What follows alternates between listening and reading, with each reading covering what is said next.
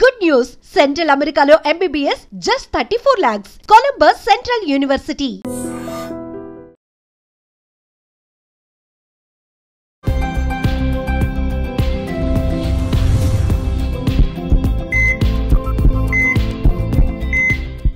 అందరికీ నమస్కారం. మన ఆయుర్వేదం ప్రోగ్రామ్కి అందరికీ స్వాగతం. సో కీళ్ళ నొప్పుల విషయానికి వస్తే చాలామంది పెద్దవాళ్ళల్లో చాలా ఎక్కువగా అనిపిస్తుంటుంది. ఇక వర్షాకాలం చలికాలం అయితే ఇంకా ఎక్కువగా కూడా ఈ బాధ అందరినీ బాధపడుతూ ఉంటుంది, కీళ్ళ నొప్పులు అనేది. సో ఈరోజు మనం ట్రెడిషనల్ హీలర్ ఇంకా హెర్బలిస్ట్ ఆంజనేయ రాజు గారితో ఉన్నాము. కీళ్ళ నొప్పులకి ఒక మంచి పరిష్కారాన్ని అడిగి తెలుసుకుందాం. నమస్కారం సార్. నమస్కారం సార్, కీళ్ళ నొప్పులు అంటే ఈ జాయింట్ పెయిన్స్ కానీ ఇవన్నీ కానీ ఒకప్పుడు పెద్దవాళ్ళలో ఎక్కువగా ఉండేవి. అవునండి. ఇప్పుడు 40 years లో కూడా కీళ్ళ నొప్పులు, ఈవెన్ 80-90 దాటాక 80-90 దాటాక ఇప్పుడు 25 నుంచే ఇప్పుడు 25 నుంచే కూర్చొని లేవడానికి కూడా ఇబ్బంది పడే సిచ్యువేషన్ లో మన యంగ్ జనరేషన్ ఉన్నారు. సో వాళ్ళందరి కోసం మీరు ఏం చెప్తారు? మోడర్న్ జనరేషన్ మోడర్న్ జనరేషన్ అంత మోడర్న్ అయిపోయింది కదా, అందుకు వ్యాధులు కూడా మోడర్న్ గా అయిపోయినాయి అనమాట. ఈ కీళ్ళ నొప్పులు అనేది సాధారణంగా వాత వ్యాధులు అంటారమ్మా. ఆయుర్వేదంలో అయితే ఏమంటారంటే దీన్ని వాత వ్యాధులు అంటారు. వాటిని కీళ్ళ వ్యాధులు అంటే మనం రొమటాయిడ్ ఆర్థరైటిస్ అని కూడా అంటాం. రొమటాయిడ్ ఆర్థరైటిస్ ని ఆయుర్వేదంలో ఏమంటారంటే కీళ్ళవాతం అంటారు. మాకు కీళ్ళవాతం వచ్చిందండి అని చెప్తూ ఉంటారు. ఇప్పటికీ మాకు వచ్చిన ఫోన్లో పల్లెటూరుల నుంచి అయితే వాళ్ళు కీళ్ళవాతం అని చెప్పారంటే ఆర్ఏ ఫ్యాక్టర్ అంటే రొమటాయిడ్ ఆర్థరైటిస్ ఉందని అర్థం అమ్మ. ఇక్కడ మనం ఇవాళ మోడర్న్ సైన్స్ ప్రకారం అయితే ఆర్ఏ ఫ్యాక్టర్ ఈఎస్ఆర్ అని ఉందమ్మా. ఈ రెండు మనం చూసుకోవాలి. ఈ రెండు చూసుకున్నప్పుడు అలాగే ఆటో ఇమ్యూన్ ప్రాబ్లం ఉందా లేదా అని తెలుసుకోవడానికి ఈ రెండు సిగ్నల్స్ కాకుండా కొన్ని యాంటీటీపీఓ యాంటీబాడీస్ అనే టెస్టులు కూడా చేయించుకోవచ్చండి. చేయించుకుంటే వాళ్ళ బాడీలో అనేక రకాల ఆటో ఇమ్యూన్ ఉంటాయమ్మా. అది కీళ్ళవాతానికి సంబంధించిన ఆటో ఇమ్యూన్ ఏమవుతుందనేది తెలుసుకుంటే సిరియాక్టివ్ ప్రోటీన్ అని ఇలాగ కొన్ని రీడింగుల ద్వారా ఏమవుతుందంటే వీళ్ళకి ఏ జబ్బులు ఉన్నాయనేది డాక్టర్లు నిర్ణయించి మెడిసిన్ ఇస్తూ ఉంటారండి. ఆయుర్వేద శాస్త్రంలో అయితే దీంట్లో ఏమవుతుందంటే 80 రకాల కీళ్ళ వ్యాధులు అని 84 రకాలని రకరకాలుగా ఉంటుందమ్మా. ఇందులో ఒక విచిత్రాలు కూడా ఉంటాయమ్మా. ఓన్లీ ఫింగర్స్కి వచ్చి కూడా ఉంటాయి. అలాగే నేను ఒక 15 years బ్యాక్ ఒక అమ్మాయికి ట్రీట్ చేశా. అర్ధముఖ వాతం అని ఉందమ్మా. కరెక్ట్గా మీరు స్కేల్ తోటి ఇలా గీత గీసినట్టు, ఎంత విచిత్రం అంటే అది అసలు లైన్ కూడా అంత స్ట్రైట్గా ఉండదేమో. ఈ పక్క సన్నబడిపోతుందమ్మా, ఈ పక్క సన్నబడిపోతుంది. అర్ధముఖ వాతం అంటుంది. ఇలాగా అనేక రకాలు. ఇప్పుడు సయాటికా అంటున్నాం కదండి, అది గృద్రపీ వాతం అని ఇంకో రకరకాల వాతాలు, రకరకాల పేర్లు ఉన్నాయండి అందులో. ఇలాగా హనుమత్ వాతం అంటారు, రకరకాల పేర్లు అనమాట. కొంతమంది తెరుచుకుని మూసుకోదు, లేకపోతే మూసుకుపోయి తెరుచుకోదు, లేకపోతే భుజాలు సన్నబడిపోతూ ఉంటాయి, చేతులు సన్నబడిపోతాయి, కాళ్ళు ఇలా రకరకాలు అనమాట. రకరకాల వాత వ్యాధులమ్మ. ఈ 80 రకాలని కొంతమంది 84 రకాలని పూర్వకాలంలో మనకు చరకుడు సుశ్రుతుడు ఇలాంటి వాళ్ళు అనేక మంది అనేక రకాలుగా దాన్ని వ్యాఖ్యానం చేయడం జరిగిందండి. ఈ 80 రకాలు కూడా మనకి ఇక్కడ నరాల నొప్పుల, ఎముకల నొప్పుల, మజిల్ పెయిన్, ఈ 3 చూసుకోవాలండి. ఈ 3 కూడా ఏంటంటే ఇక్కడ కూడా అసలు విరుద్ధ ఆహారం అనేది అన్ని జబ్బులకి కారణం. ఆహారం ఎక్కడికి వెళ్తుంది? మన పొట్టలోకి వెళ్తుంది. ఆ పొట్ట ఏంటి?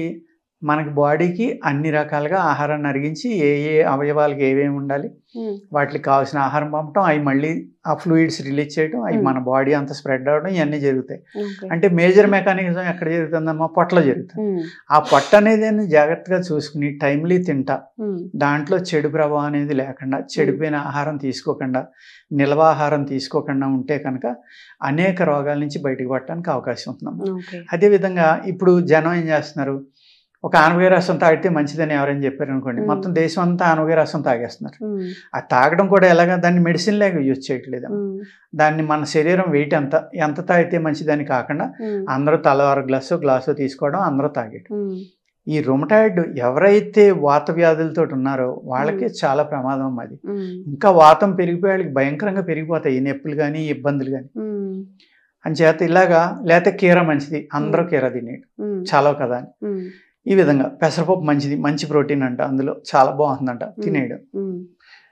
ఏ అయితే వాతకర పదార్థాలు ఉన్నాయో, ఏ అయితే వాటర్ ఎక్కువ ఉన్నాయో అవి తీసుకోకూడదండి. మళ్ళీ ఇక్కడ బూడిద గుమ్మడికాయ పర్వాలేదమ్మా, అది కూడా చలవే. ఏది వాడినా కంటిన్యూ వాడకూడదు. కొన్నాళ్ళు గ్యాప్ ఇచ్చి మధ్య మధ్యన వాడుకుంటూ ఉండాలి. ఈ కరోనా వచ్చాక అనేక మంది అనేక రకాల డికాక్షన్స్ తాగేస్తున్నారమ్మా. నేరేడాకులని, జామాకులని, మామిడాకులని, లేకపోతే ఇంకా అది ఇది అని లేదు, ఏది దొరికితే అది ఎవరో ఒకరు చెప్తున్నారు, అది ఫాలో అవుతున్నారు.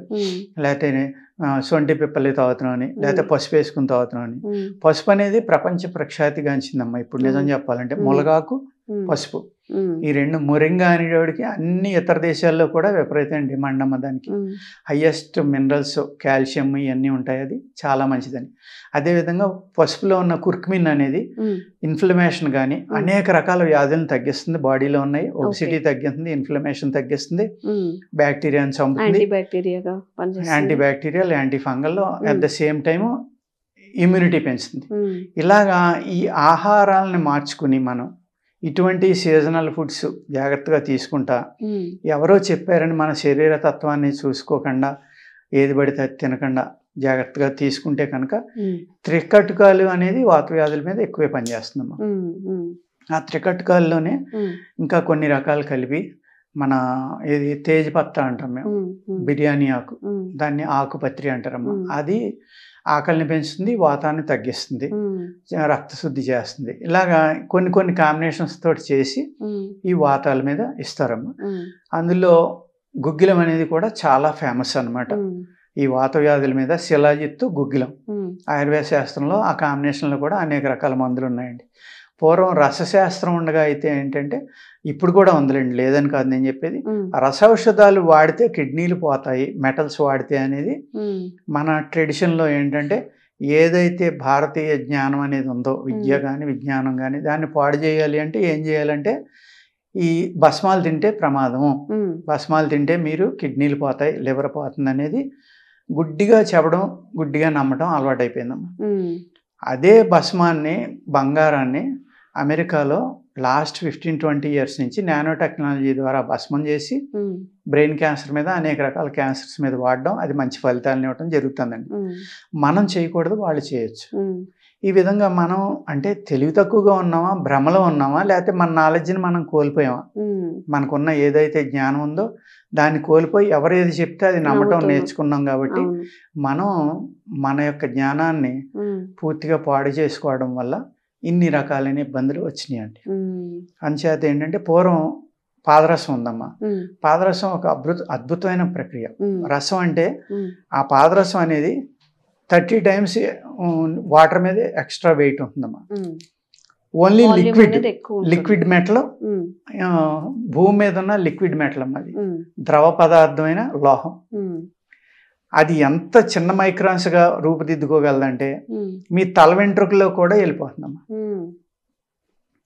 అంత అద్భుతమైన పాదరసాన్ని మన వాళ్ళు ఏం చేశారంటే, దానికి పాదరసం సూర్యుడైతే గంధకం చంద్రుడు.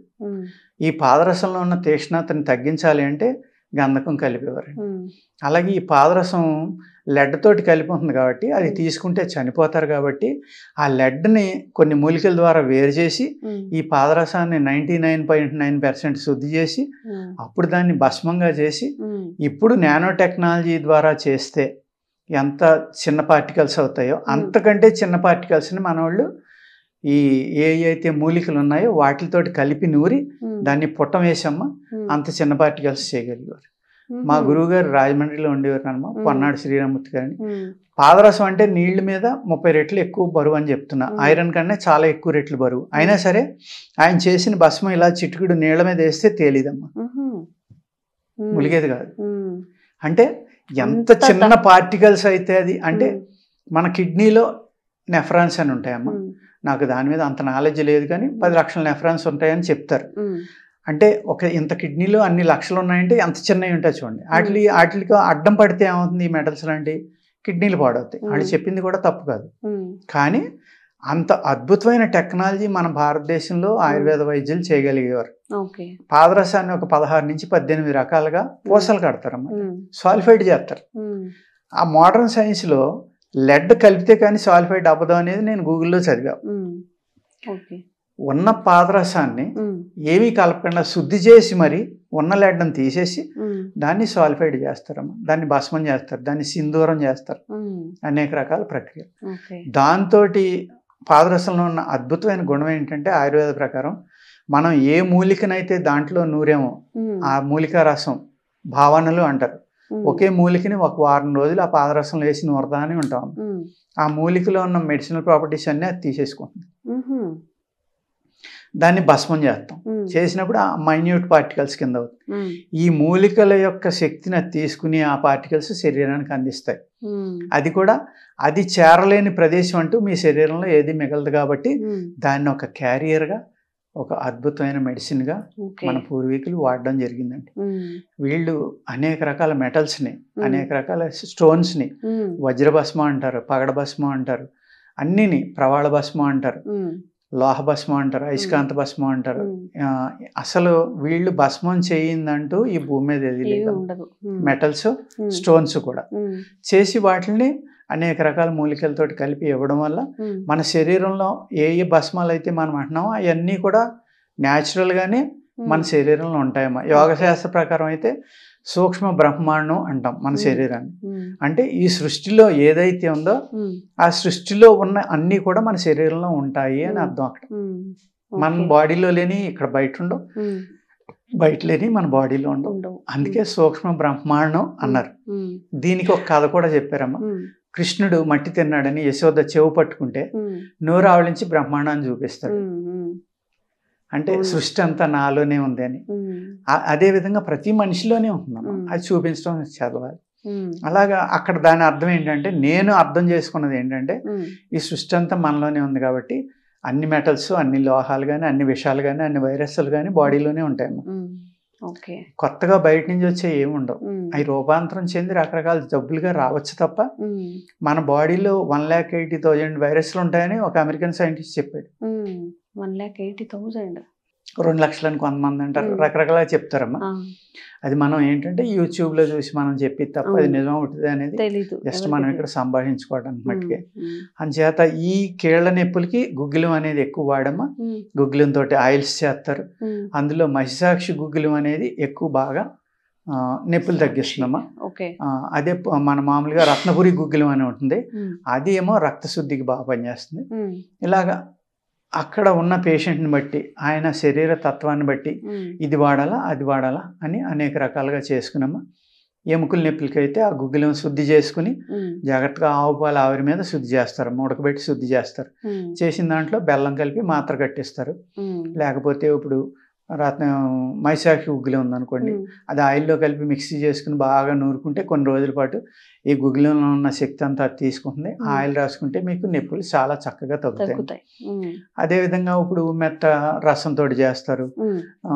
లేకపోతే అనేక రకాల మూలికలమ్మా ఈ నొప్పులు తగ్గించడానికి ఏమున్నాయి, ఆ మూలికల యొక్క రసాలతోటి, ఆ మూలికల యొక్క విత్తనాలతోటి కానీ, ఆకుతోటి కానీ, తొక్కతోటి అంటే బార్క్ అంటాం కదమ్మా, తాట అంటాం, ఆ తాటతోటి కానీ అనేక రకాల కాంబినేషన్స్ తోటి ఈ వాత వ్యాధులు తగ్గించడానికి చాలా రకాలైన ఉన్నాయమ్మా ఫార్ములాస్. అంటే 80 రకాల వాత వ్యాధులు ఉన్నాయని మీకు మన పూర్వీకులు చెప్పగలిగినప్పుడు ఒక్కొక్క దానికి 5 తయారు చేసినా 400 రకాల మందులు ఉంటాయమ్మా వాత వ్యాధులు తగ్గించడానికి.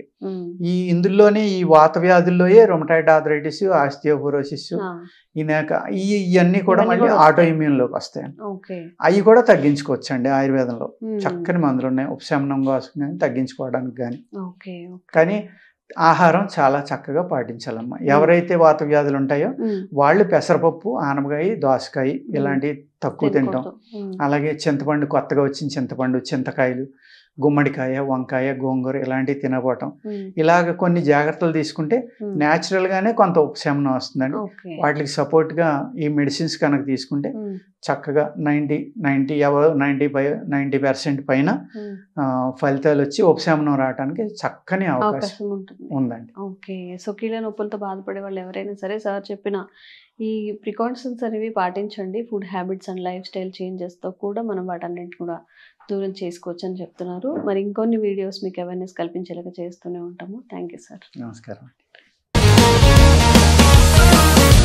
Sir, one life lesson what medicine has taught you. Whatever you can do without expecting.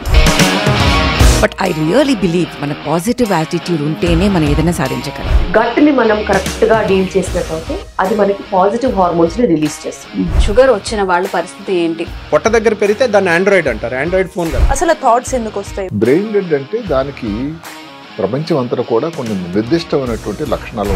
మానసికంగా ధైర్యంగా ఉంటే క్యాన్సర్ జయించవచ్చు. You are a doctor for a cause sir, అంతే. వాళ్ళకి వచ్చిన ఆదాయం కాకుండా ఫ్రీ సర్వీస్ ఎంతమందికో చేస్తారు.